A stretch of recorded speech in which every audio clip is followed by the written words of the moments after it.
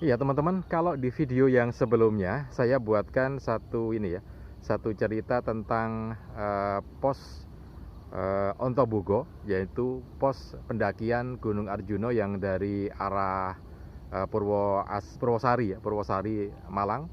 Jadi di situ ada namanya pos Ontobogo, jadi pos pertama gitu ya. Nah kita akan melihat eh, bagaimana pos berikutnya.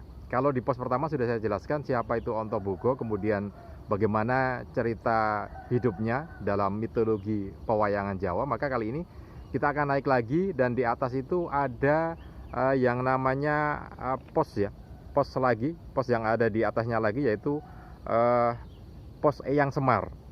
Jadi ada beberapa pos di sana, ada pos Ontobogo, kemudian ada pos Eyang Semar. Nah kita akan melihat lagi sejauh mana ini apa, pos Eyang Semar itu seperti apa kan gitu ya. Kita akan melihat, saya akan jelaskan sedikit tentang pos Eyang Semar. Jadi begitulah bentuk pos Eyang Semar di belakang saya itu. Nah siapa Eyang Semar itu? Jadi Eyang Semar itu sebetulnya adalah dewa, putra dari ini apa, Sang Hyang Wenang ya. Jadi Sang Hyang Wenang itu punya 3 putra, yaitu Batara Guru, kemudian ada Eyang Semar, dan juga Pak Detogok gitu ya, Pak Togok.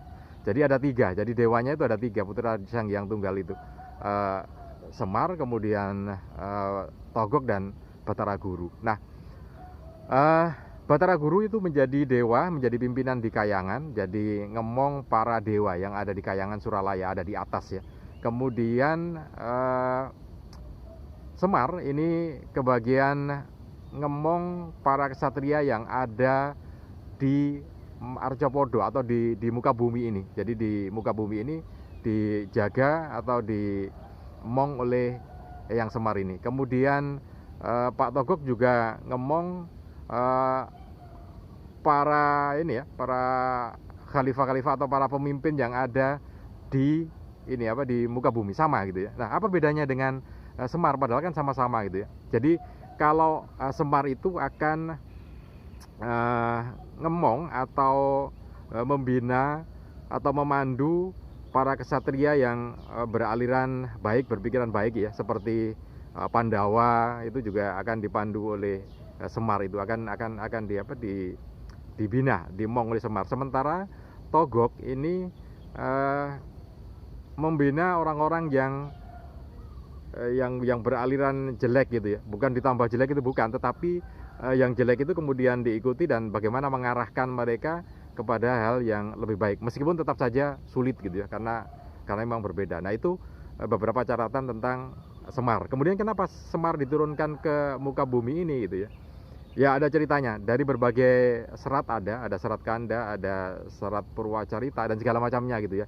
Mesti berbeda-beda, tetapi intinya dia diturunkan ke muka bumi ini karena memang ada fitnah akan perebutan kekuasaan di Kayangan. Jadi Semar difitnah akan merebut kekuasaan ayahnya di Kayangan, sehingga kemudian diturunkan ke muka bumi.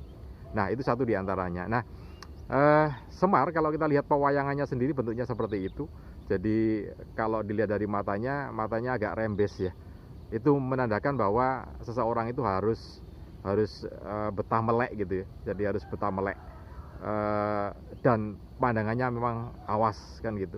Jadi beberapa catatan tentang pos pendakian Eyang Semar. Mudah-mudahan ini bisa jadi manfaat untuk kita semua. Salam dan sukses selalu untuk Anda.